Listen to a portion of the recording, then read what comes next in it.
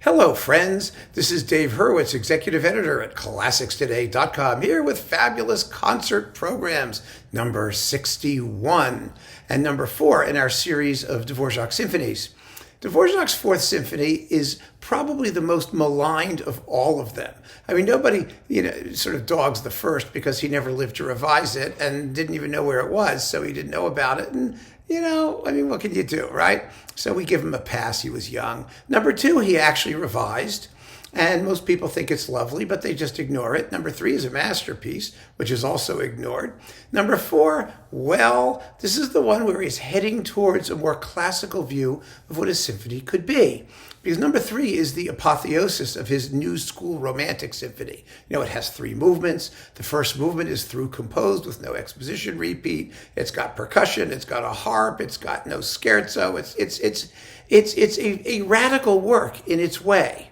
It really is. But with number 4, we're back to standard 4 movements, normal forms, but he's not quite over the new ideas part. And that's what makes it so interesting. The second movement is a variation movement, which is obviously reminiscent of the opening of Wagner's Tannhäuser Overture, except that Dvorak's tune is much better, of course, because Dvorak was a much better tunesmith than Wagner was. Whatever you think about Wagner, that is unquestionable. And so, there is that, but it's got a harp part, for example, also. The scherzo is amazing. Dvorak wrote such great scherzos. I mean, this one has one of his most obvious train tunes. It's a locomotive, no question about it.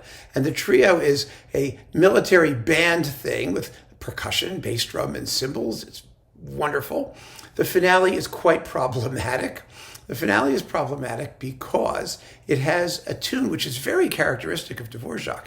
It's an up and down tune. Dum bum bum ba dum bum bum bum ba dum. So it goes up, then it goes down. You hear that in a lot of the finale of the first, where he does da dum ba dum ba dum ba da. It goes down, then it goes up. That's a characteristic melodic shape that's very, very common in all of Dvorak's writing. And the finale of the fourth takes that to an unbelievable extreme because it's a very stiff, kind of phraseology kind of thing. I mean, what are you going to do with dum bum bum ba dum bum bum bum ba dum bum bum bum ba dum bum bum bum ba dum? You repeat it, you can't really develop it, and Dvorak does it. But I do think there's a method to his madness because the second subject of this movement is gorgeous. It's free and lyrical and flowing and the strongest possible contrast. In fact, the Fourth Symphony has the first example that I'm aware of in romantic music of something that became standard practice in like Russian symphonies or Russian piano concertos like the Tchaikovsky first or the Rachmaninoff second and third, where things are bubbling along and there's a big climax and there's a piano cadenza and there's a stop and a big pause and then the big lyrical tune comes plowing in. In the Tchaikovsky, it's da da da da, ya da da da da da da da, and the Rachmaninoff, ya da da da da da, and it does that, of course, in the finale of the Second Symphony as well. Well, that's what this finale does, and it's probably the earliest example of it because it's dum bum bum ba dum bum ba dum bum ba dum, and then pow.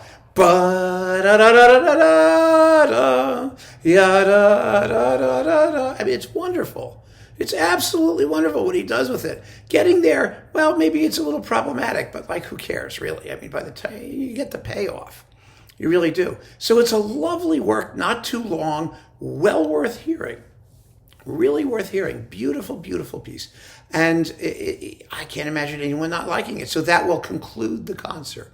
But we have to get to that point.